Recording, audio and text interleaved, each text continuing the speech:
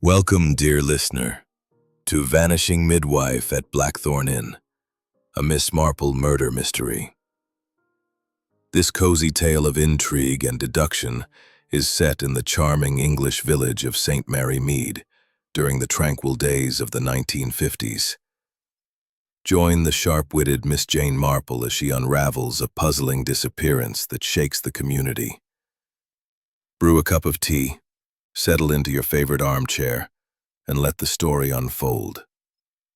Our narration begins now. Chapter 1. The Shadow at the Inn. In the heart of St. Mary Mead, where the rolling hills of the English countryside cradled a patchwork of thatched cottages and winding lanes, the rhythm of life flowed as gently as the brook that trickled past the village green. It was the autumn of 1952, and the air carried the crisp scent of fallen leaves and wood smoke.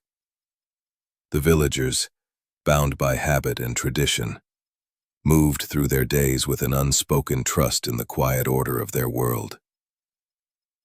At the center of this tranquil scene stood the Blackthorn Inn, a rambling, ivy-clad building with low-beamed ceilings and mullioned windows that glowed warmly against the dusk.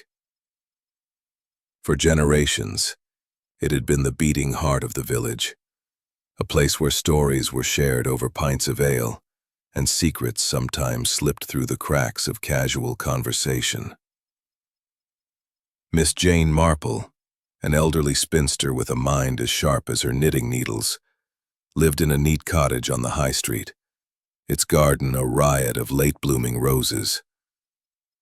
Her days were filled with small, deliberate tasks, tending her flowers, knitting intricate patterns for the church bazaar, and observing the subtle currents of village life. To the untrained eye, Miss Marple was merely a kindly old lady, her white hair tucked neatly beneath a sensible hat, her eyes twinkling with benign interest. But those who knew her understood that her gentle demeanor masked an uncanny ability to unravel the tangled threads of human behavior. She had a way of noticing things: the twitch of a curtain, the pause in a conversation, the way a man's hand lingered too long on a glass that others overlooked. On this particular evening, as the mid-50s, was the village midwife, known for her brisk efficiency and encyclopedic knowledge of herbal remedies. Her satchel, always brimming with tinctures and linens, was as much a part of her as her starched apron. Last night she had been summoned to the Blackthorn Inn to attend to Mrs. Lydia Beaumont, a young woman from London who was staying at the inn with her husband, Arthur, while visiting relatives. Mrs. Beaumont, heavily pregnant, had gone into labor unexpectedly, and Mrs. Hayes had arrived promptly to assist. By all accounts, the delivery had been a success. At midnight, the inn's patrons had raised their glasses to the safe arrival of a healthy baby boy, and Mrs. Hayes had been seen bustling about, her voice calm and commanding as she ensured mother and child were settled. But when dawn broke, she was nowhere to be found. Her satchel lay abandoned in the inn's hallway, its contents spilling onto the polished floorboards. A half-drunk cup of tea sat on the sideboard, its surface clouded with a faint sheen, as if left in haste. The innkeeper, Mr. Reginald Blackthorn, had raised the alarm, his usually gruff demeanor shaken by genuine alarm. "It's not like her, miss," Lily continued, twisting the dishcloth nervously. "Mrs. Hayes is as reliable as the church clock, and Mr. Blackthorn says they had a bit of a row last night. Something about her fee for the delivery. Oh, and Constable Polk's been called in, but he's scratching his head, saying it's the queerest thing he's ever seen." Miss Marple's lips curved into a faint smile, though her eyes were sharp with interest. "A row, you say, and a missing midwife. Most curious indeed. I think, Lily, I shall take a stroll to the inn after supper. One mustn't let such matters go unattended." Lily nodded, her curiosity piqued but tempered by her trust in Miss Marple's quiet authority. As the maid returned to her duties, Miss Marple picked up her knitting, her needles clicking rhythmically as her thoughts wove a pattern of their own. People, she knew, did not simply vanish. There was always a reason, a motive, a misstep to take statements, though the villagers' chatter made it a Sisyphean task. Inside the inn was a study in contrasts. The cozy warmth of its oak-paneled walls clashed with the tension that hung in the air. Mr. Reginald Blackthorn, a burly man with a perpetually furrowed brow, stood behind the bar, wiping it with a rag as though the act could erase the morning's events. His wife, Mrs. Margaret Blackthorn, hovered nearby, her usually cheerful face pinched with worry. The inn's guests, including the Beaumonts, were nowhere to be seen, presumably upstairs with the newborn. Miss Marple entered quietly, her presence barely noticed amid the hubbub. She settled into a corner table, her knitting bag at her side, and observed the room with the practiced ease of one who saw more than she let on. Mr. Blackthorn caught her eye and approached, his heavy footsteps echoing on the floorboards. "Dreadful business, Miss Marple," he said, his voice gruff but strained. "Eleanor was here 1 minute, gone the next. I swear I've no idea what happened. We did have a bit of a spat last night. Her fee for the delivery was steep, you see. Wanted £10 for a single night's work, but I'd never do her harm." Miss Marple nodded, her expression one of polite concern, though she noted the faint tremor in his hands, and the way his eyes darted to the sideboard where the abandoned teacup stood. "Of course, Mr. Blackthorn," she said gently. "It must be quite unsettling. Did you see Mrs. Hayes leave the inn after the delivery?" "No, miss. Last I saw she was heading to the kitchen for a cuppa. Said she needed a moment before going home. Next thing I know, her satchel's there, but she's not." Miss Marple's gaze drifted to the sideboard, where the teacup sat alongside a tray of biscuits, their edges slightly crumbled, as if someone had handled them carelessly. The cup's contents, now cold, had a peculiar film on the surface, not unlike the residue of an herbal infusion, or something else entirely. She made a mental note to inquire further. As Mr. Blackthorn returned to his duties, polished shoes, noting a faint smudge of mud on one heel, unusual for a man so particular about his appearance. She smiled and changed the subject, asking about the Beaumonts' health, but her mind was already cataloging the details. The teacup, the mud, the argument over fees. As the evening wore on, Miss Marple spoke briefly with Mrs. Margaret Blackthorn, who wrung her hands as she described the chaos of the night. "Eleanor was a godsend for that poor girl," she said, referring to Mrs. Beaumont. "But I heard raised voices after the birth. Couldn't make out who, though. Oh, Miss Marple, what if something awful's happened?" The final piece of the evening's puzzle came from a chance encounter outside the inn. Mr. Thomas Hayes, Eleanor's husband, stood alone by the garden gate, his gardener's hands stained with earth. "She was my anchor," he said quietly when Miss Marple approached. "But she'd been worried lately. Money troubles, you know. Inherited a bit from her aunt, and we disagreed on what to do with it. I wanted to invest in the nursery, but she had other plans." Miss Marple offered a sympathetic murmur, her eyes catching the glint of a torn shawl snagged on a nearby bush, its pattern unmistakably Eleanor's. As she bid Mr. Hayes good night, her thoughts turned to the threads of the mystery.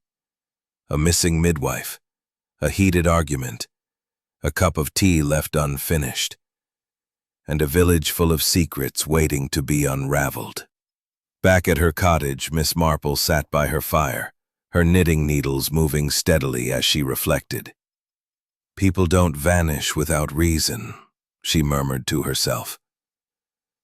"And in St. Mary Mead, reasons are never far from home." Chapter 2. Whispers Among the Villagers. The morning sun cast a golden glow over St. Mary Mead, bathing the village in a deceptively serene light. The thatched roofs glistened with dew, and the scent of freshly baked bread wafted from the bakery across the green. Yet beneath this tranquil surface, an undercurrent of unease rippled through the lanes. The disappearance of Mrs. Eleanor Hayes, the village hunched as he polished glasses with a vigor that suggested he wished to scrub away the morning's troubles. His wife, Mrs. Margaret Blackthorn, flitted about, offering tea and scones to patrons, though her usual warmth was strained by a tight-lipped smile. Miss Marple settled into a corner near the hearth, her knitting needles clicking softly as she observed the room. Her presence, unassuming yet deliberate, drew little attention, allowing her to blend into the tapestry of village life.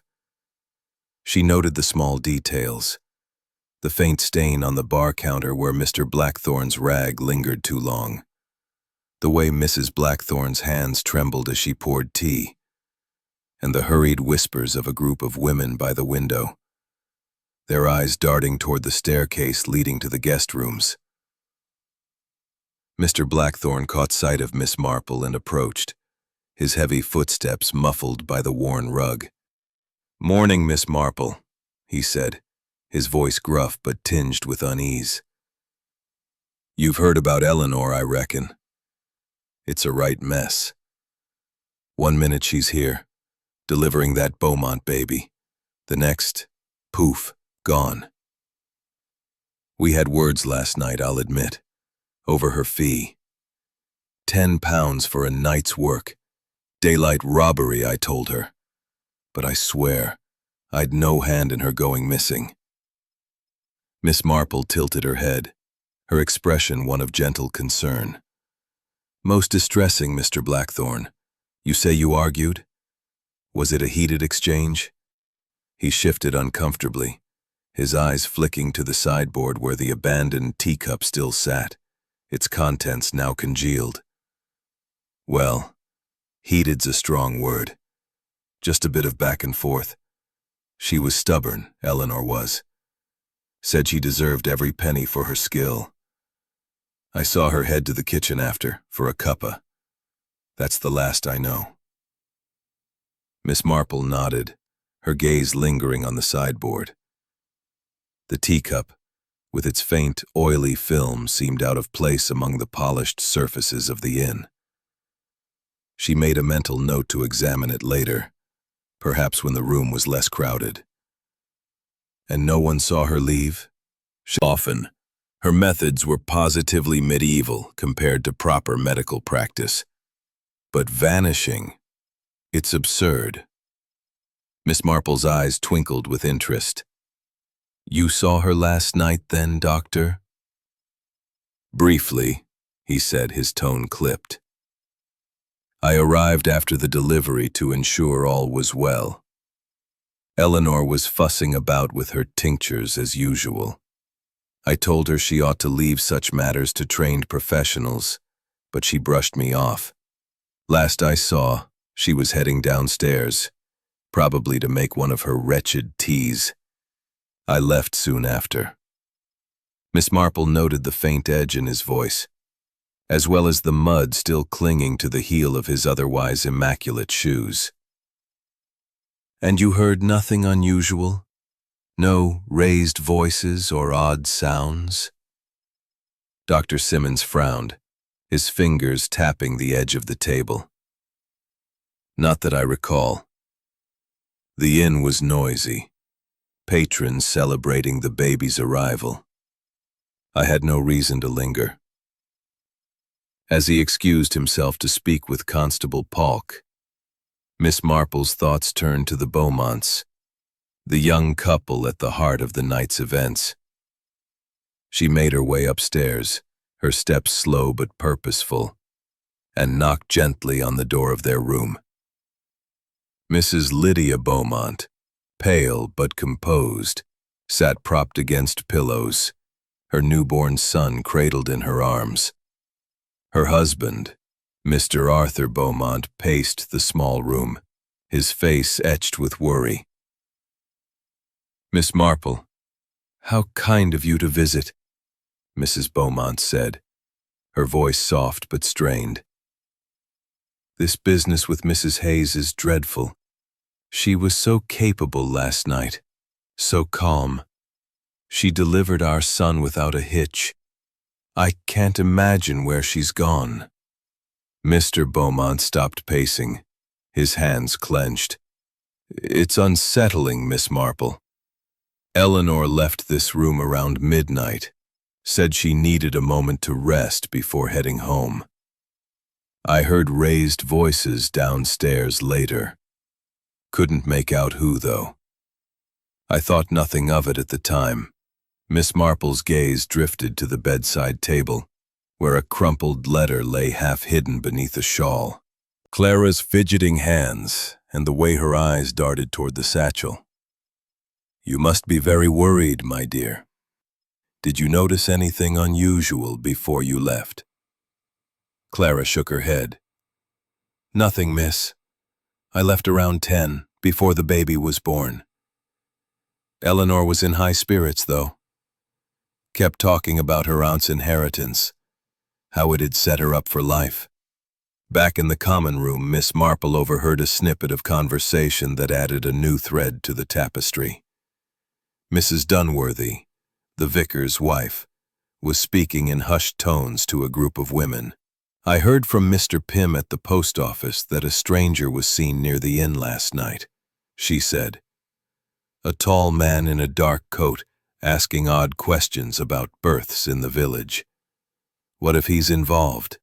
Miss Marple filed this away, her thoughts whirring like the gears of a well-oiled clock. A stranger was a convenient distraction, but in her experience, trouble in St. Mary Mead rarely came from outsiders. She approached the sideboard, pretending to admire the biscuits, while discreetly examining the teacup. The faint, bitter scent rising from it was unmistakable. Not the usual chamomile or peppermint Eleanor favored, but something sharper, almost medicinal. As noon approached, Miss Marple stepped outside to the inn's garden, where Mr. Thomas Hayes, Eleanor's widower, was pruning the roses with a distracted air. His hands, rough from years of gardening, trembled slightly as he spoke. "Eleanor was my everything," he said, his voice low. "But she'd been distant lately. That inheritance from her aunt, it changed things. She wanted to move away, start anew. I wanted to stay, build up the nursery. We argued about it yesterday." Miss Marple offered a sympathetic nod, her eyes catching the glint of Eleanor's shawl, still snagged on a bush nearby. "Did you see her after she left for the inn?" she asked. "No, miss," he replied, his gaze fixed on the roses. "She promised to be home by 1, but she never came." As Miss Marple made her way back to her cottage, her knitting bag swinging gently, she reflected on the morning's findings. Now seemed to hold its breath, as if guarding secrets within its ancient walls. Miss Jane Marple, her tweed coat buttoned against the autumn chill, strolled the winding paths of the village, her knitting bag a familiar weight on her arm. Her mind, sharp as ever, sifted through the morning's observations, piecing together fragments of conversation and behavior like the stitches of an intricate shawl. Miss Marple's walk took her past the village shop, where Mrs. Pym, the postmistress, was sweeping the stoop with a vigor that suggested she was eager to share the latest gossip. "Oh, Miss Marple," she called, her eyes bright with intrigue. "Have you heard about the stranger seen near the inn last night? A tall fellow in a dark coat, asking queer questions about births and such. Mr. Pym saw him skulking by the garden gate just before midnight." What if he's to blame for poor Eleanor's vanishing? Miss Marple smiled gently, her expression one of polite interest. A stranger, you say? How curious. Did Mr. Pym speak with him? No, miss, he didn't dare, Mrs. Pym replied, lowering her voice conspiratorially. The man had an odd look about him. Shifty, you know. He was gone by the time Mr. Pym thought to fetch Constable Polk. Miss Marple nodded, filing the information away. Strangers were a convenient scapegoat in village mysteries, but in her experience, trouble often brewed closer to home. She thanked Mrs. Pym and continued her stroll, her eyes scanning the green for familiar faces. Near the church, she spotted Mr. Thomas Hayes, Eleanor's widower, kneeling among the flower beds, his hands buried in the soil as he tended the vicarage roses. His face, lined with grief, was a study in quiet despair. "Good afternoon, Mr. Hayes," Miss Marple said, pausing beside him. "I'm so sorry about Eleanor. It must be a terrible shock." Mr. Hayes looked up, his eyes red-rimmed.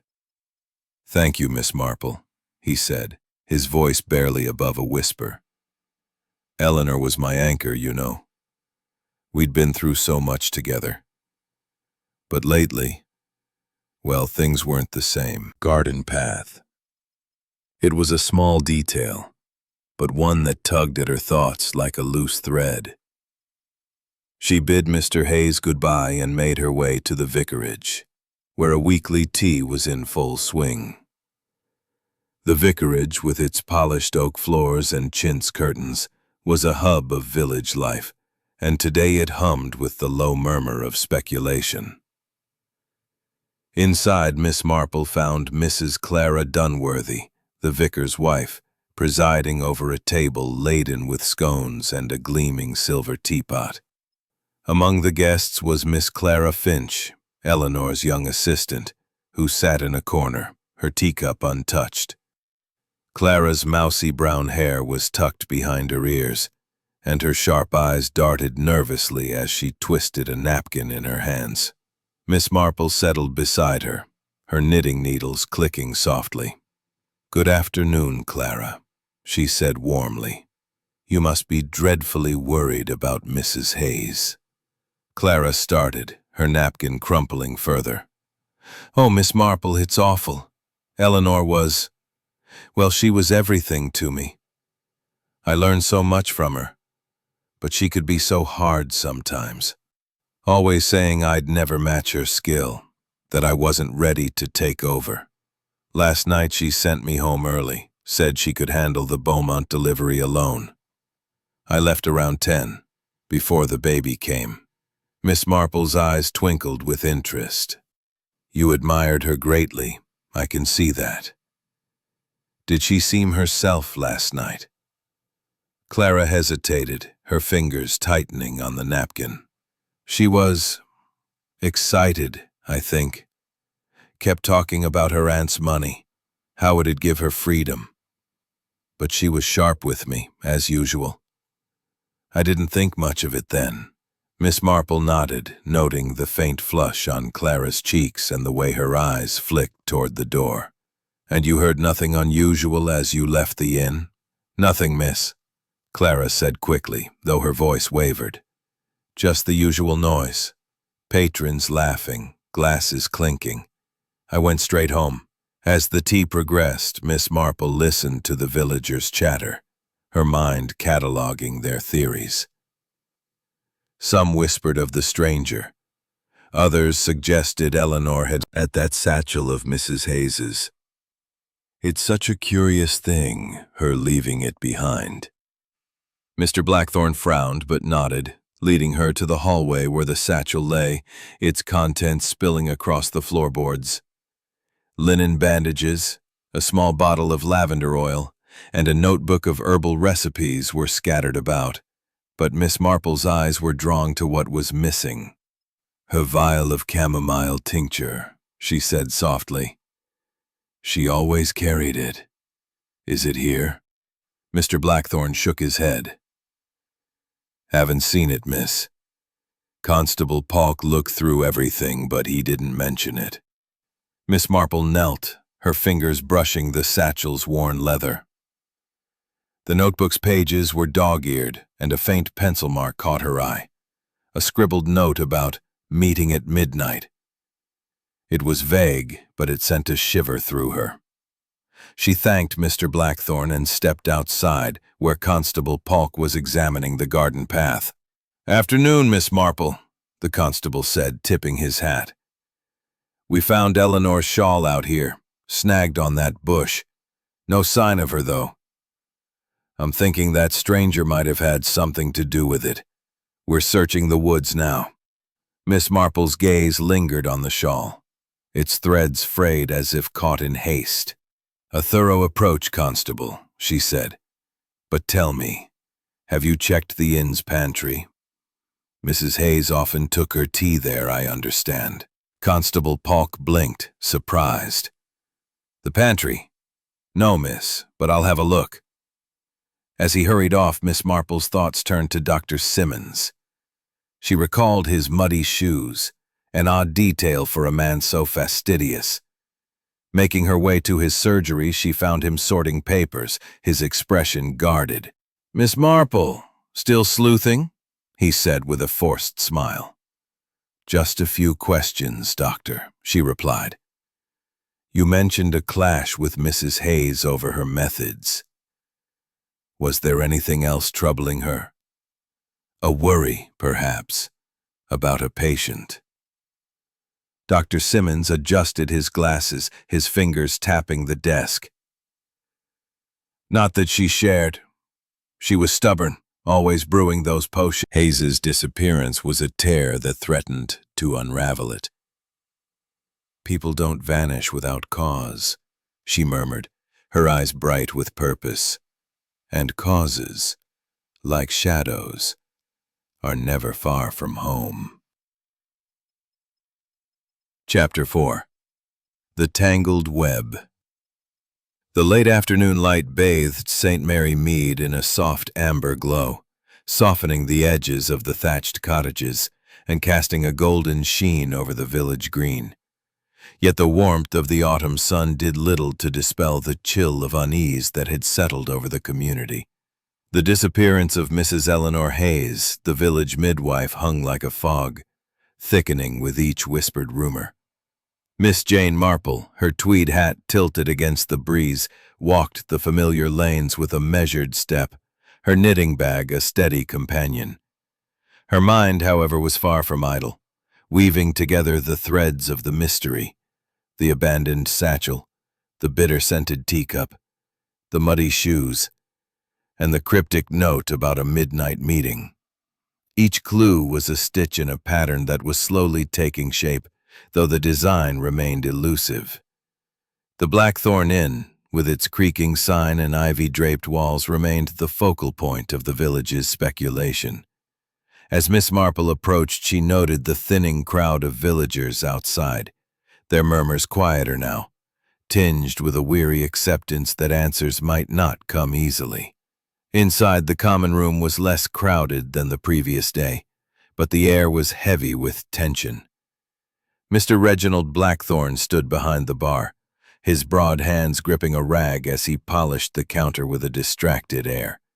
His wife, Mrs. Margaret Blackthorn, was clearing tables, her movements quick and jerky, as if trying to outpace her own thoughts. Miss Marple settled into her usual corner by the hearth, her knitting needles clicking softly as she surveyed the room. Her eyes lingered on the sideboard, where the abandoned teacup had been removed, replaced by a fresh tray of biscuits. The absence of the cup was telling. Someone had tidied it away, perhaps too quickly. She made a mental note to inquire about it later, but for now her attention turned to Constable Polk, who entered the inn with a purposeful strip. The morning's discoveries. The missing vial of chamomile tincture from Eleanor's satchel, the bitter scent in the teacup, and the scribbled note about a midnight meeting suggested a purpose to her movements that night. She resolved to speak with Mr. Blackthorn again, hoping to tease out more details about his argument with Eleanor. Approaching the bar, Miss Marple adopted her most disarming tone. "Mr. Blackthorn, I wonder if you might recall anything more about last night. You mentioned an argument with Mrs. Hayes over her fee. Was there anything else troubling her? A worry, perhaps, about the delivery?" Mr. Blackthorn's hands paused mid-polish, his jaw tightening. "Nothing beyond the usual, Miss Marple. Eleanor was always a bit high-handed, acting like she was the only one who knew her trade. I told her £10 was steep for a night's work, and she got her back up. Said she'd earned every penny. That's all there was to it."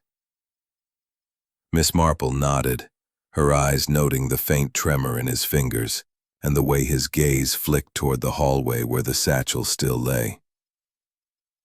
"And after your discussion, you saw her go to the kitchen?" "Aye, for her tea," he said gruffly. "She liked to sit in there away from the noise. I was busy with the patrons. Didn't see her after that." As Miss Marple thanked him and turned away, she caught sight of Mrs. Margaret Blackthorn hovering near the staircase, her apron twisted in her hands. Sensing an opportunity, Miss Marple approached, her voice gentle. "Mrs. Blackthorn, you must be terribly shaken by all this. Did you notice anything unusual after the baby was born? Perhaps a sound or a visitor?" Mrs. Blackthorn's eyes widened, and she glanced toward the bar before answering. "It was a hectic night, Miss Marple. Everyone was toasting the Beaumont's baby, and I was run off my feet. But I did hear raised voices later. After midnight, I think. Couldn't tell who, though. It might have been Eleanor and Reg, or maybe someone else." Letter still lay, its torn edges catching the light. "May I see that letter, Mrs. Beaumont?" she asked gently. Mrs. Beaumont hesitated, then nodded. "It's nothing, really, just a note from my aunt. We had a silly disagreement about family matters. I was upset and crumpled it up." Miss Marple smoothed the letter, scanning its contents. It was a brief, sharply worded missive about a family heirloom, a silver locket, that Mrs. Beaumont had taken without permission. "I borrowed it," Mrs. Beaumont admitted, her cheeks flushing. "I thought it might be bad luck for the baby. Eleanor saw me with it and scolded me, but it's nothing to do with her disappearance." Miss Marple nodded, though her mind filed the locket away as a potential red herring. It was a minor theft, unlikely to explain a vanishing, but it spoke to the tensions simmering beneath the surface. She thanked the Beaumonts and returned downstairs, where Constable Polk emerged from the kitchen, his face flushed with excitement. "Miss Marple, you were right about the pantry," he said, holding up a small vial. "Found this hidden behind a sack of flour. It's not chamomile, though. Smells odd, bitter-like. I'm taking it to Dr. Simmons to test." Miss Marple's eyes narrowed slightly. The vial's discovery was significant, but its placement suggested intent. Someone had hidden it, perhaps to deflect suspicion. She thanked the constable and stepped outside where the garden path beckoned. The shawl, still snagged on the bush, fluttered in the breeze, and Miss Marple noticed something new. A faint footprint in the soft earth nearby, its edges blurred but distinctly large, unlike the delicate tread of Eleanor's boots. Her next stop was Dr. Simmons's surgery, where she found the physician examining a stack of patient records. He looked up, his expression guarded. "Miss Marple, still poking about? I've just heard from Polk about that vial. I'll test it, but I'm sure it's one of Eleanor's silly potions." Miss Marple smiled benignly. I'm sure you'll be thorough, Doctor. By the way, I understand you keep arsenic at the surgery. For rats, I presume. Her herbs, but nothing out of the ordinary. She sent me home early like I told you. I didn't see anything. Miss Marple noted the tremor in Clara's voice and the way her eyes darted toward the inn. Of course, she said gently. But if you remember anything, do let me know. As evening fell, Miss Marple returned to her cottage, her mind a whirl of possibilities.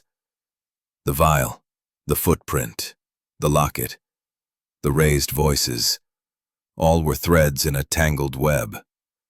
She recalled a case from years ago, when a village girl's disappearance was tied to a hidden debt. The memory sharpened her focus. Secrets have a way of surfacing, she murmured, her knitting needles moving steadily. And in St. Mary Mead, they rarely stay buried for long.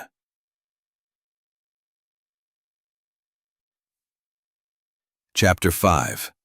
Echoes in the Night. As twilight settled over St. Mary Mead, the village seemed to draw its curtains against the encroaching darkness, both literal and figurative. The disappearance of Mrs. Eleanor Hayes, the village midwife, had cast a pall over the community, transforming the cozy familiarity of the Blackthorn Inn into a stage for whispered suspicions. The air was cool, carrying the faint scent of wood smoke and damp leaves, and the distant hoot of an owl punctuated the quiet. Miss Jane Marple sat by her cottage fire, her knitting needles moving in a steady rhythm that belied the whirl of her thoughts. The clues she had gathered, the bitter-scented teacup, the missing vial, the muddy footprint, the crumpled letter, and the elusive stranger, were like pieces of a half-finished tapestry, each thread hinting at a pattern she could not yet discern. Miss Marple's mind returned to the events of the day.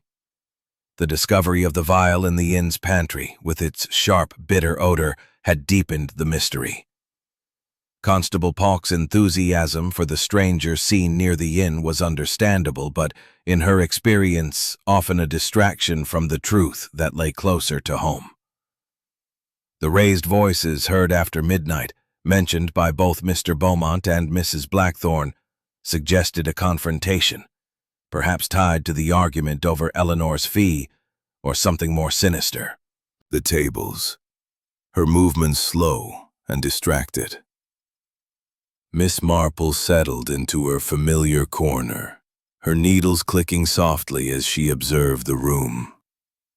The sideboard, now cleared of the abandoned teacup, held a fresh tray of biscuits, their edges slightly crumbled, as if handled carelessly. She noted the absence of the teacup with interest. Someone had been quick to remove it. Perhaps too quick. As she pondered this, she overheard a snippet of conversation. From two villagers at a nearby table, their voices low but urgent. "It's that stranger, I tell you," one said, a farmer named Mr. Tuttle. Pym saw him skulking about, asking odd questions. What if he snatched Eleanor? His companion, a stout woman from the bakery, shook her head. Eleanor knew too much about folks' business. Midwives hear things. Secrets people don't want aired. Maybe someone wanted her gone. Miss Marple's needles paused, her mind latching onto the woman's words. Secrets were the currency of village life. And Eleanor, with her role at the heart of births and family matters, would have been privy to many. She resolved to speak with Mr. Blackthorn again, hoping to probe deeper into his argument with Eleanor. Approaching the bar, she adopted her most disarming smile.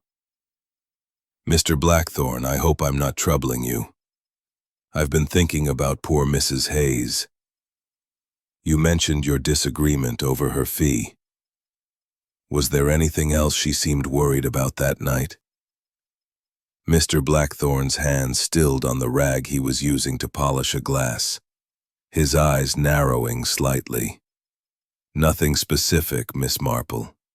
She was prickly, as always, going on about her skills and how we ought to be grateful. I told her 10 pounds was too much, and she got all high and mighty. That's all there was to it. She went to the kitchen for her tea, and I didn't see her after. Miss Marple nodded, her gaze drifting to the hallway where Eleanor's satchel still lay, its contents untouched since Constable Polk's inspection. And the pantry. Couldn't hear who, but she sounded worried. Miss Marple's eyes twinkled with interest. Whispering, you say? And you couldn't make out the other voice? No, miss, Clara said, her voice trembling. It was low, like a man's, but I didn't stay to listen. I wish I had. Miss Marple patted her arm reassuringly, though her mind was racing. A whispered conversation suggested a clandestine meeting, perhaps tied to the cryptic note about midnight. She thanked Clara and made her way to the pantry where Constable Polk had found the vial. The small room was cluttered with sacks of flour and jars of preserves, its air heavy with the scent of spices. Miss Marple's eyes scanned the shelves, pausing on a faint smudge of mud on the floor, a footprint, smaller than the one in the garden but equally out of place. As she emerged from the pantry, she nearly collided with Dr. Harold Simmons, who was entering the inn with a brisk stride. His spectacles glinted in the lamplight, and his expression was one of irritation. "Miss Marple," he said, adjusting his coat. "Still poking about? I've tested that vial Polk found. It's just one of Eleanor's herbal concoctions, nothing harmful. Probably lavender or some such nonsense."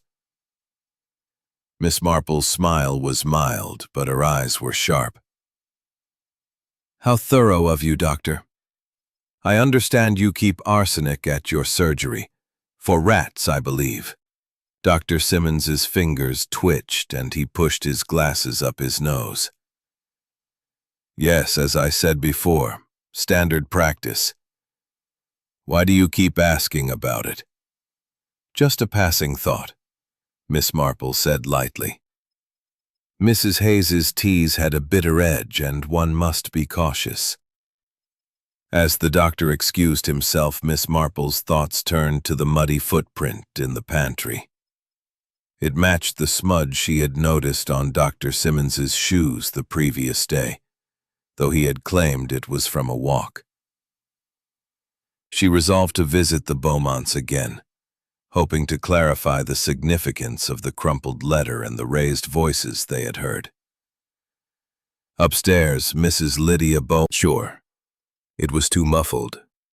As Miss Marple left the room, her thoughts returned to the pantry footprint and the vial. The bitter scent suggested something more than a harmless tincture, and Dr. Simmons's defensiveness about his arsenic supply was telling. She recalled a case from years ago, when a seemingly innocent remedy had masked a darker intent. The memory prompted her to seek out Mr. Thomas Hayes, Eleanor's widower, who was pruning roses near the inn's garden. "Mr. Hayes," she said gently, "I've been thinking about Eleanor's inheritance. You said she wanted to leave St. Mary Mead. Did she mention anyone else in connection with it?" Mr. Hayes's hands stilled on the shears, his eyes distant. "She was secretive about it, Miss Marple. Said it was her chance for a new start. I begged her to stay, but she wouldn't listen. We argued again that afternoon, before she went to the inn." Miss Marple's gaze softened, though she noted the faint tremble in his voice. As she bid him good night, her eyes caught the shawl on the bush, its threads glinting in the moonlight. The footprint nearby seemed fresher now, as if someone had returned to the spot.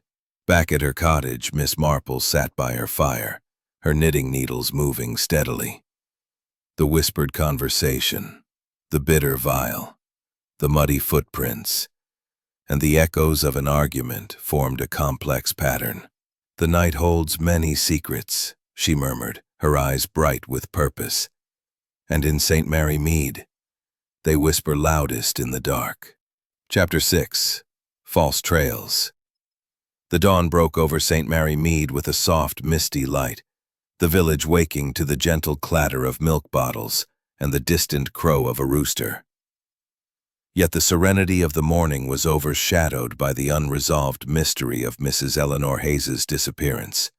The Blackthorn Inn, its windows still aglow with the remnants of last night's lamplight, stood as a silent witness to the secrets it held.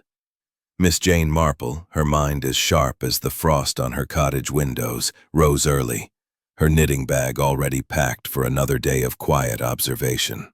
The clues she had gathered, the bitter-scented vial, that stranger. Turns out he's just a fabric salesman from London, here to peddle his wares. Mr. Pym spoke to him this morning, says he's harmless, though he did ask odd questions about local births. Still, he's no kidnapper, is he? Miss Marple's lips curved into a faint smile. "A salesman, you say? How reassuring. Did he mention why he was near the inn that night?" Mrs. Pym shook her head. "Just passing through," he said. "Stayed at the inn for a night and left early yesterday. Constable Pawkes cleared him, but I say it's too neat, don't you think?" Miss Marple nodded thoughtfully, her mind dismissing the stranger as a red herring. Strangers were convenient scapegoats, but the truth in St. Mary Mead rarely lay with outsiders.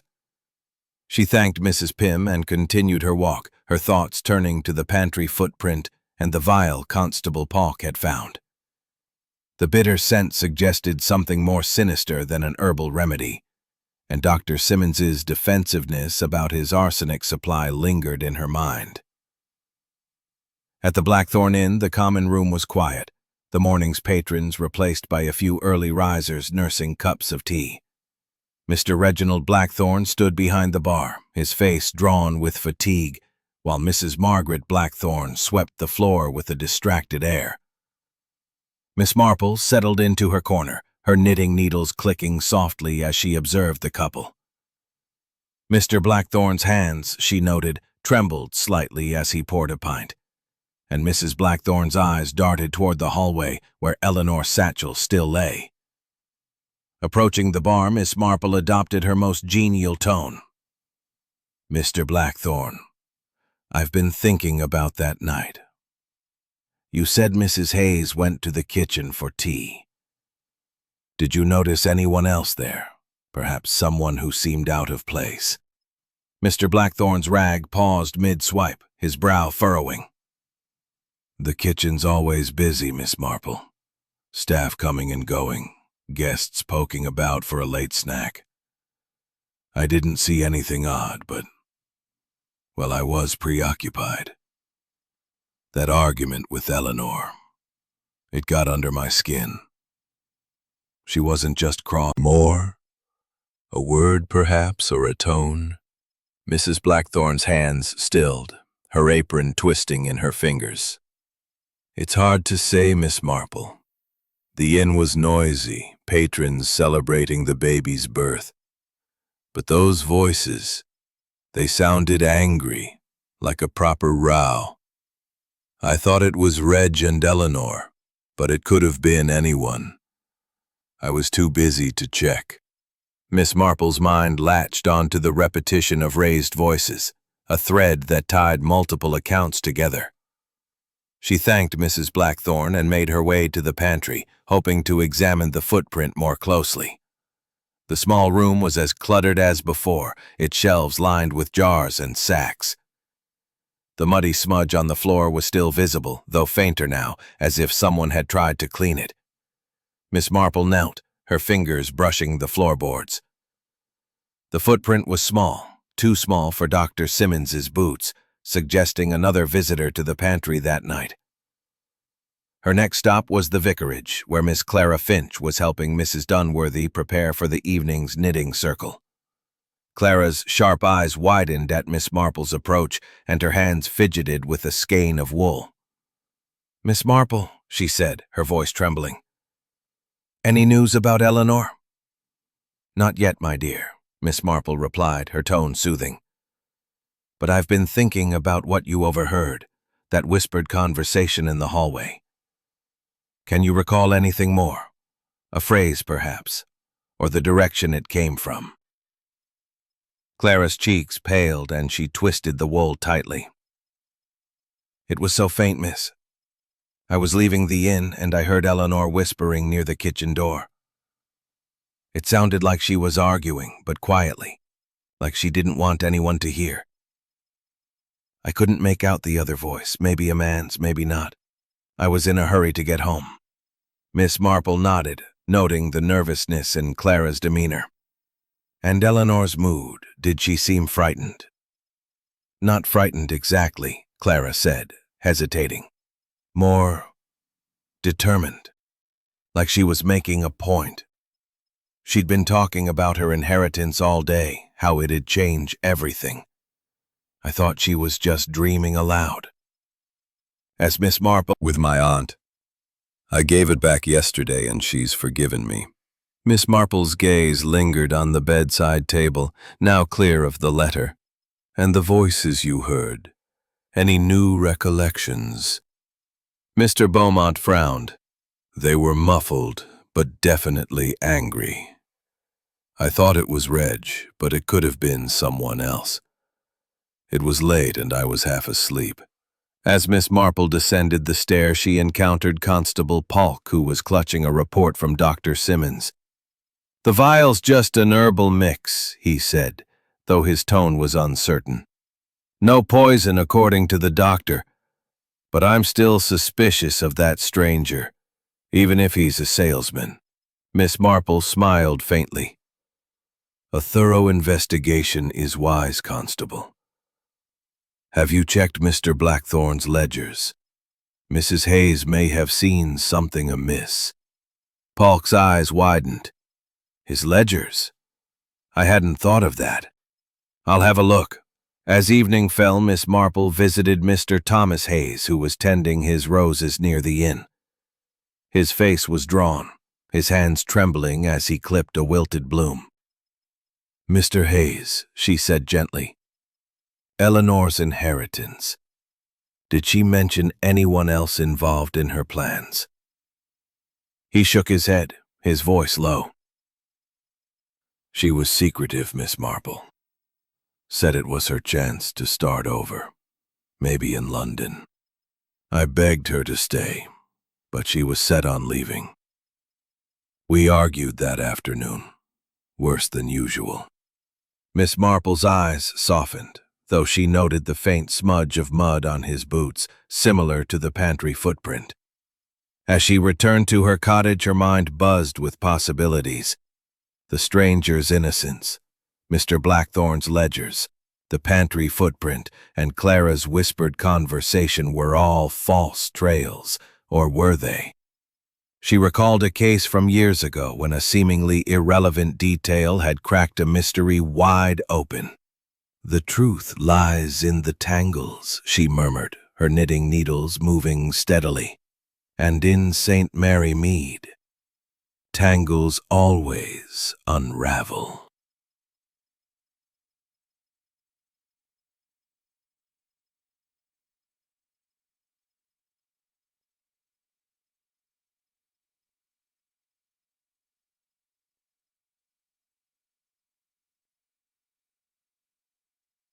Stop was the vicarage, where the morning's post had brought a flurry of activity.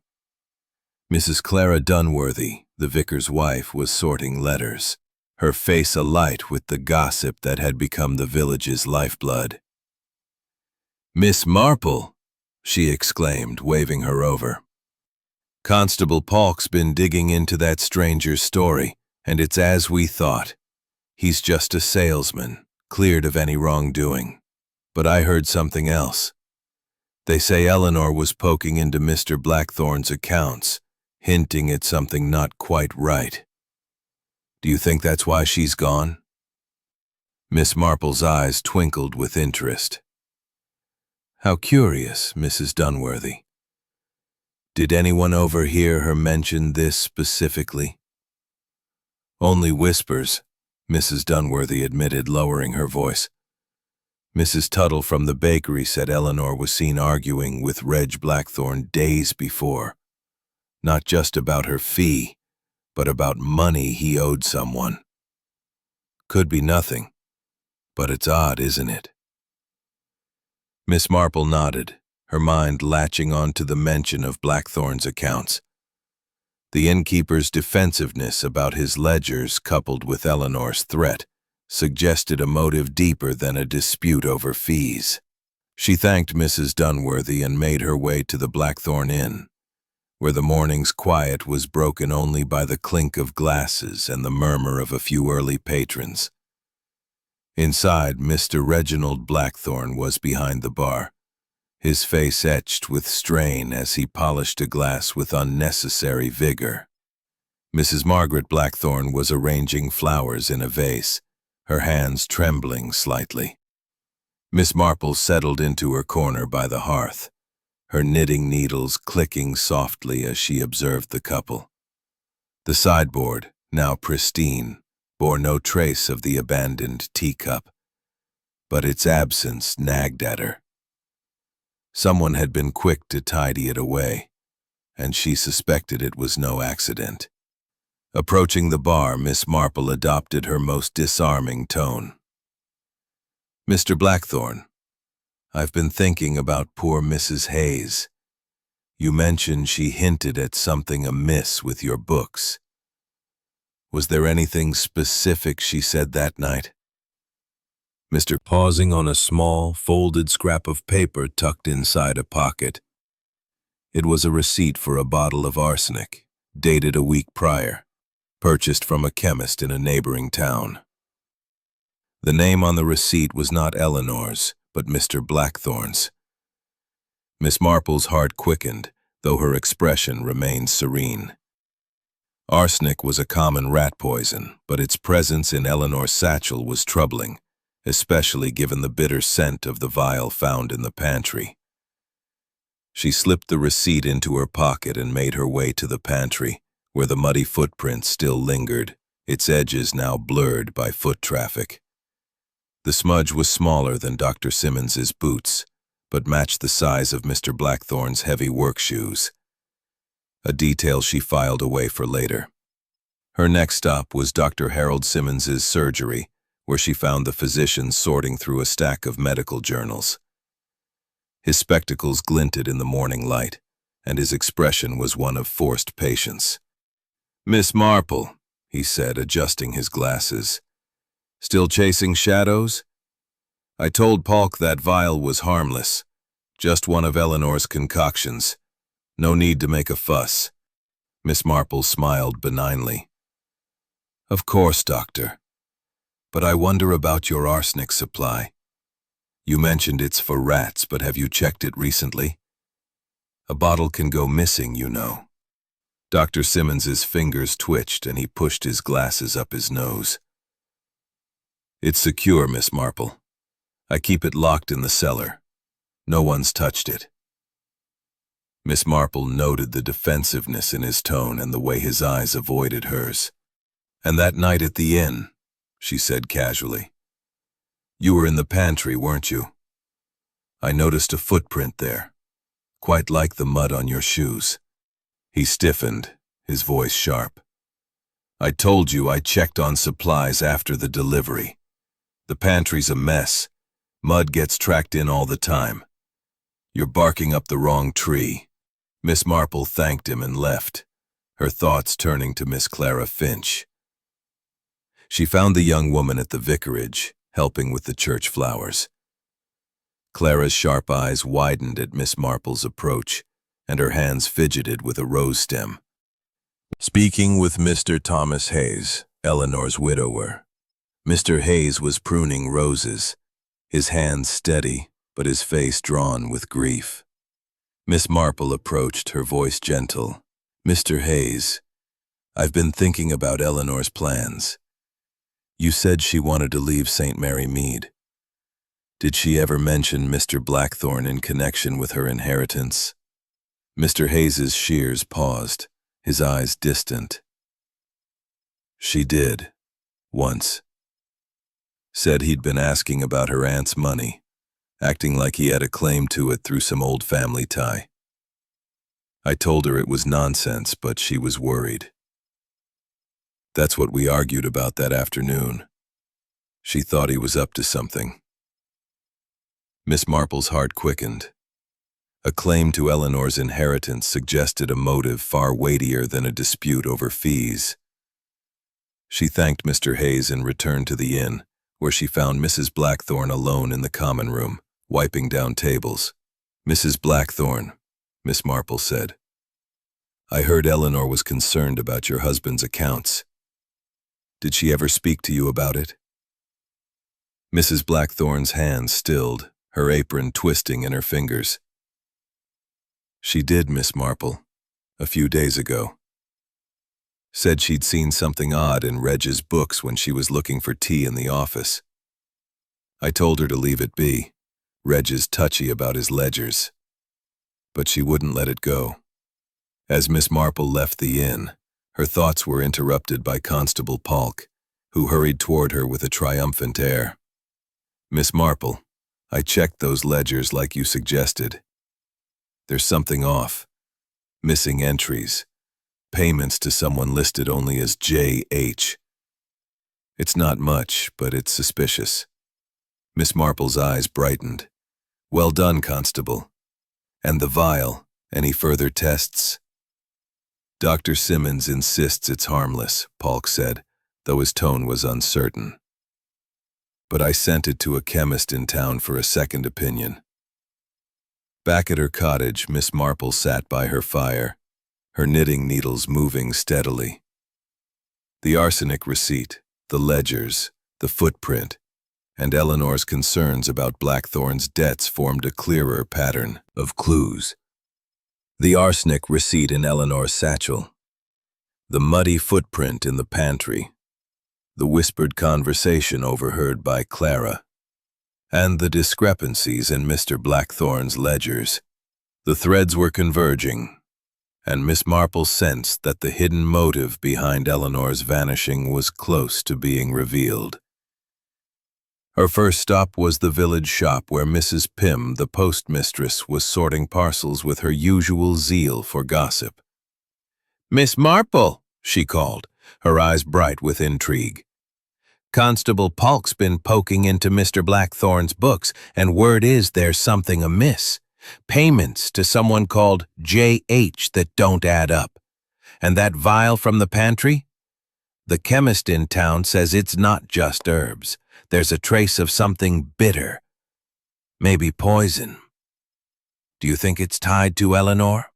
Miss Marple's lips curved into a faint smile, though her mind was racing. "How very interesting, Mrs. Pym. Did the chemist say what the substance might be?" "Not yet," Mrs. Pym replied, leaning closer. "But it's got Polk in a tizzy. He's sure it's foul play now, though he's still half convinced that salesman had a hand in it." Miss Marple nodded, dismissing the salesman as a distraction. The vial's bitter trace, coupled with the arsenic receipt, pointed to a darker intent, and Mr. Blackthorn's ledgers suggested a financial motive. She thanked Mrs. Pym and made her way to the Blackthorn Inn, where the morning's quiet was broken by the clatter of breakfast dishes. Mr. Reginald Blackthorn stood behind the bar, his face drawn and his hands unsteady as he wiped down the counter. Mrs. Margaret Blackthorn was setting out fresh scones, her movements jerky, as if her nerves were fraying under the weight of the mystery. Miss Marple settled into her corner by the hearth, her knitting needles clicking softly as she observed the couple. The sideboard, once home to the abandoned teacup, was now meticulously clean, but the memory of its bitter scent lingered in her mind. She approached Mr. Blackthorn, her tone gentle but probing. Mr. Blackthorn, I've heard about the discrepancies in your ledgers. Mrs. Hayes seemed— His hands gripped the rag. She thanked him and turned to Mrs. Blackthorn, who was hovering near the staircase. "Mrs. Blackthorn," she said softly, "you mentioned Eleanor's concerns about the accounts. Did she ever hint at what she'd found?" Mrs. Blackthorn's hands twisted her apron, her voice low. "She said Reg was in debt, Miss Marple. Big debts. To someone outside the village. She saw a letter in the office, something about a loan. I begged her to leave it alone, but she wouldn't listen." Miss Marple's heart quickened. A loan, coupled with the mysterious JH, suggested a financial strain that Eleanor might have threatened to expose. She thanked Mrs. Blackthorn and made her way to the pantry, hoping to re-examine the footprint. The small room was as cluttered as before, but the muddy smudge was nearly gone, as if someone had scrubbed it hastily. She knelt, her fingers brushing the floorboards, and noticed a faint scratch near the footprint, a mark that could have been made by a heavy object being dragged. Her next stop was Dr. Harold Simmons's surgery, where she found the physician reviewing a patient chart. His spectacles glinted as he looked up, his expression guarded. "Miss Marple," he said, his tone clipped. "Still on your detective work? I told Polk that vial was harmless, but he's sent it off for more tests. Waste of time, if you ask me." Miss Marple smiled benignly. "I'm sure you're right, Doctor. But I've been thinking about that footprint in the pantry. You said you were checking supplies that night. Did you notice anything unusual? Perhaps a bottle out of place?" Dr. Simmons's fingers twitched and he adjusted his glasses. "The pantry's a mess, Miss Marple. I grabbed a jar of preserves for Mrs. Beaumont, nothing else. You're making mountains out of molehills." Miss Marple noted the defensiveness in his voice and the way his eyes avoided hers. "And your arsenic supply," she said casually, "still secure?" "Of course," he snapped. "Locked in the cellar, as always. I don't know why you keep harping on it." As she left the onto the family tie, a motive that tied the arsenic receipt and the ledgers together. She thanked Mr. Hayes and returned to the inn, where Constable Polk was waiting with a report from the chemist. "Miss Marple," he said, his voice urgent. "The vial's got traces of arsenic, not enough to kill, but enough to make someone sick. And I found a bottle of rat poison in the inn cellar, half empty. It's the same brand as the receipt you mentioned." Miss Marple's eyes brightened. "Well done, Constable. Have you spoken to Mr. Blackthorn about the bottle?" "Not yet," Polk admitted. "But I'm watching him close. Those ledgers, J.H., could be a creditor, someone he owes money to. Maybe Eleanor found out and threatened to talk." Miss Marple nodded, her thoughts racing. The arsenic, the ledgers, and Eleanor's confrontation with Blackthorn formed a clearer picture, but the footprint and Clara's whispered conversation still nagged at her. She sought out Miss Clara Finch, finding her at the vicarage, arranging hymnals for the Sunday service. Clara's sharp eyes widened at Miss Marple's approach, and her hands fidgeted with a book. "Clara, my dear," Miss Marple said, "I've been thinking about that night. You said Eleanor was whispering in the hallway, sounding determined. Did you see anyone else near the kitchen?" Clara's cheeks paled and she clutched the hymnal tightly. "No, miss, I didn't see anyone. But I heard her say something about settling accounts. I thought she meant her fee, but maybe it was more. She was so angry that day. Said Reg was trying to cheat her." Miss Marple's heart quickened. Settled accounts could refer to the ledgers or the inheritance. She thanked Clara and returned to her cottage, where she sat by the fire, her knitting needles moving steadily.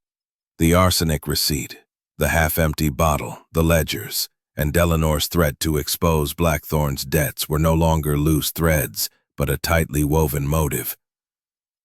She recalled a case from her youth, when a financial scandal had led to a desperate act. Gathered. The arsenic receipt, the half-empty bottle of rat poison, the muddy footprint, the discrepancies in Mr. Blackthorn's ledgers, and Clara's overheard whispers had coalesced into a pattern. Tonight, she sensed, the truth would emerge, like a storm breaking after days of gathering clouds. The inn's common room was dimly lit, its low-beamed ceiling casting long shadows across the polished floorboards. A small group had gathered, drawn by the unspoken understanding that answers were near. Mr. Reginald Blackthorn stood behind the bar, his face pale and his hands unsteady as he wiped a glass. Mrs. Margaret Blackthorn hovered near the sideboard, her apron twisted in her fingers, her eyes darting nervously. Dr. Harold Simmons sat at a corner table, his spectacles glinting as he leafed through a medical journal with feigned nonchalance. Miss Clara Finch, Eleanor's young assistant, lingered near the staircase, her sharp eyes flickering with unease. Mr. Thomas Hayes, Eleanor's widower, stood by the hearth, his gardener's hands clasped tightly, his face etched with grief. Constable Palk, notebook in hand, paced near the door, his earnest face set with determination. Miss Marple settled into her usual corner, her knitting needles clicking softly, her presence a quiet anchor in the tense room. The villagers' murmurs fell silent as Miss Marple rose, her voice gentle but carrying the weight of authority. "Good evening, everyone," she said, her eyes sweeping the room. "The disappearance of Mrs. Eleanor Hayes has troubled us all, and I believe it's time we unraveled the truth.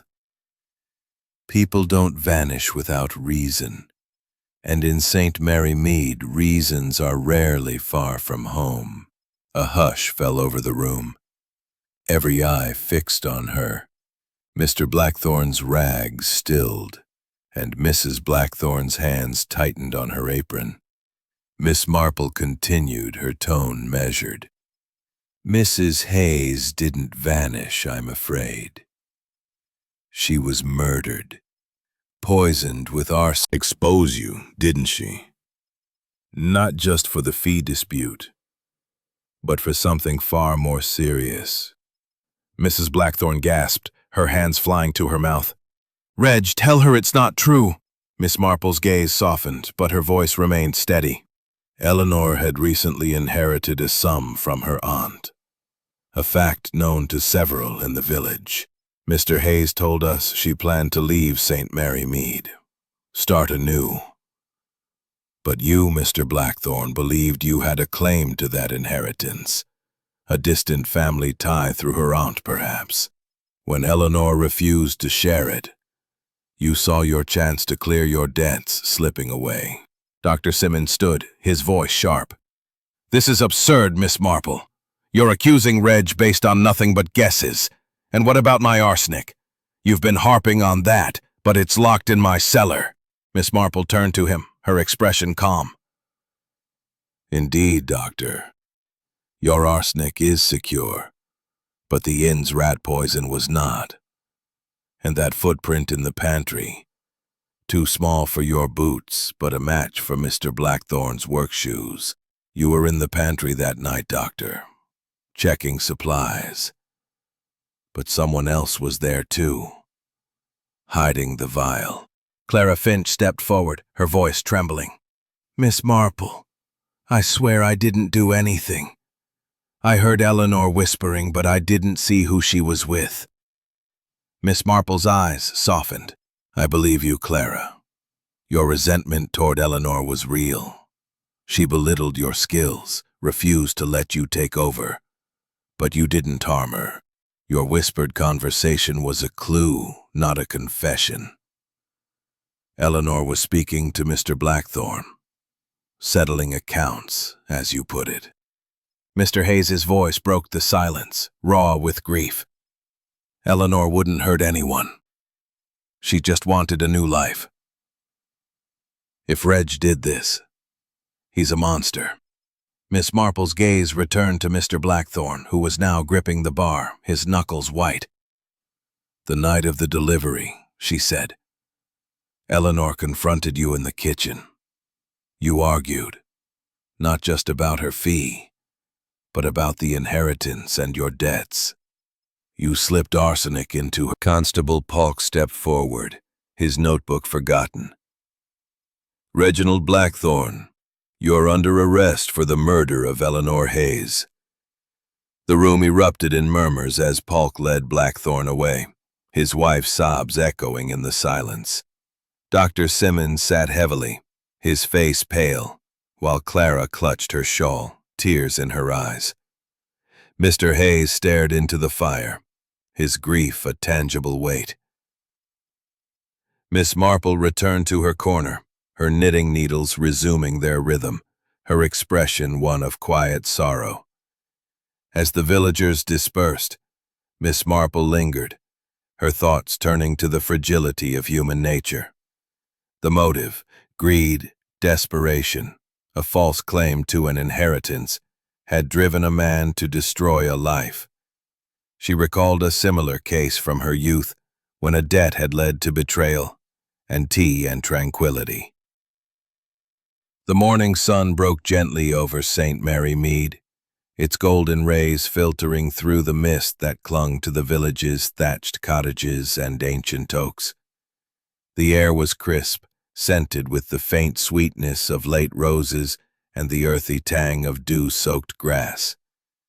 The Blackthorn Inn, its ivy-clad walls now bathed in a softer light, stood quietly at the edge of the village green, as if relieved of the burden it had carried since Mrs. Eleanor Hayes's disappearance.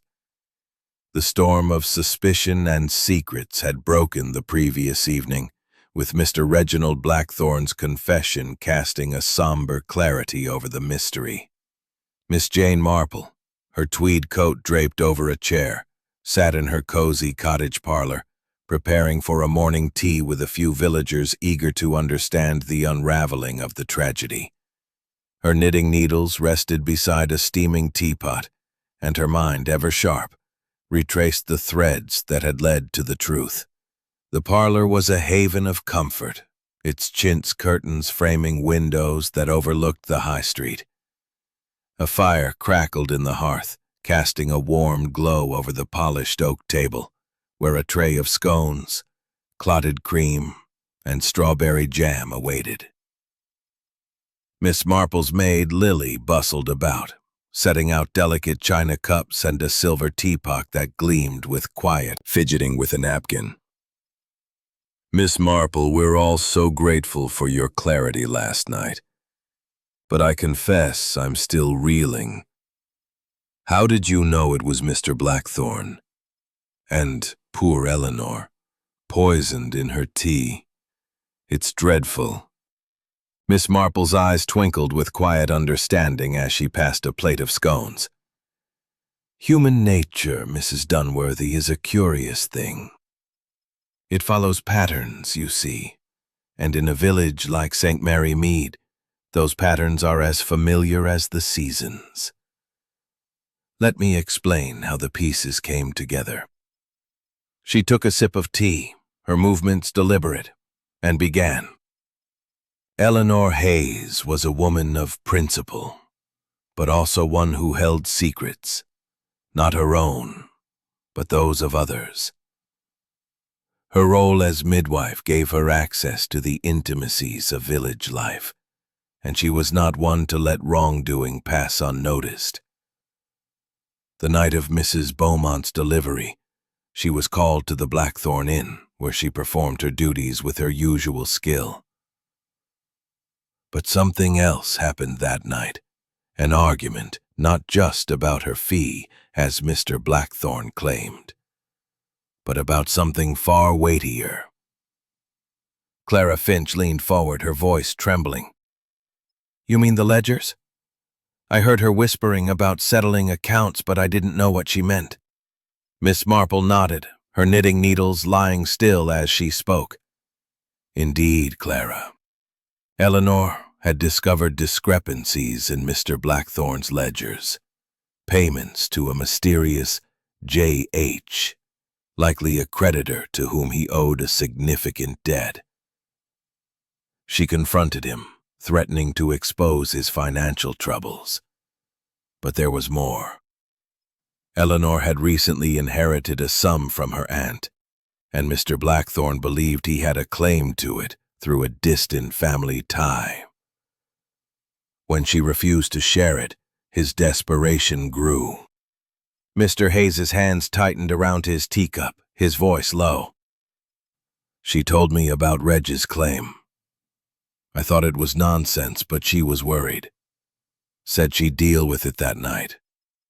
Miss Marple's gaze softened. "And so she did, Mr. Hayes.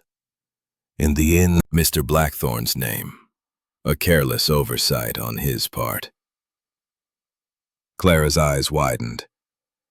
"But what about Dr. Simmons? You kept asking about his arsenic." Miss Marple nodded. "A necessary misdirection, Clara. Dr. Simmons was defensive about his supply, and his muddy shoes raised suspicion. But the footprint in the pantry was too small for his boots. He was in the pantry that night, checking supplies, but it was Mr. Blackthorn who hid the vial. The doctor's clash with Eleanor over her herbal remedies was real, but it was a red herring, as was the stranger seen near the inn, a harmless salesman as it turned out." Mr. Hayes's voice broke the silence, raw with pain. "Eleanor just wanted a new start. She didn't deserve this." Miss Marple reached across the table, her hand resting lightly on his. "No, she didn't, Mr. Hayes. Greed and fear are powerful motives, and Mr. Blackthorn succumbed to both. He forged papers to claim a share of Eleanor's inheritance, hoping to clear his debts. When she threatened to expose him, he acted in desperation. It's a sad truth, but one we see too often." Mrs. Dunworthy shook her head, her eyes misty. "And poor Mrs. Blackthorn. She must be devastated." "She is," Miss Marple said softly. "But she suspected nothing until the end. Her loyalty to her husband blinded her to the signs, as it often does. The raised voices, the hurried cleaning of the sideboard where Eleanor's teacup sat.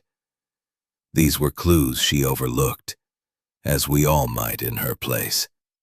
Clara set her teacup down, her voice barely above a whisper. "I resented Eleanor sometimes. She was so hard on me. But I never wanted this. If I'd stayed that night, maybe." Miss Marple's gaze was kind but firm. "You mustn't blame yourself, Clara. Your resentment was natural, but it played no part in her fate. You overheard her whispering, and that clue helped us see the truth. You did your part." The room fell silent, the only sound the crack. The tea drew to a close. The villagers thanked Miss Marple, their voices warm with gratitude. Lily cleared the table, and Miss Marple walked her guests to the door, the morning sun now brightening the garden. The village green was alive with the usual bustle, children playing, the baker's cart rattling by, the church bells chiming the hour. The storm had passed, leaving a fragile piece in its wake. Miss Marple returned to her parlor, settling by the fire with her knitting. The case had reminded her of one from years ago, when a betrayal over money had torn a family apart. "Human nature is predictable," she murmured, her needles moving steadily. "But so is the truth. It always surfaces given time." She glanced out the window where the roses bloomed despite the autumn chill, and her thoughts turned to the days ahead. St. Mary Mead would heal, as it always did, its rhythms as steady as her knitting. And Miss Marple, ever watchful, would be there, ready for the next whisper of trouble to unravel. The memory tempered her satisfaction with sadness. "The storm always breaks," she murmured to herself, "but it leaves scars in its wake." She stepped outside, the night air cool against her face. The inn sign creaked above, and the village green was silent, save for the rustle of leaves. The truth had surfaced, as it always did in St. Mary Mead. But the cost was heavy. Miss Marple adjusted her hat and walked home, her knitting bag swinging gently, her mind already turning to the morning's tea, where she would explain the final threads to those who asked.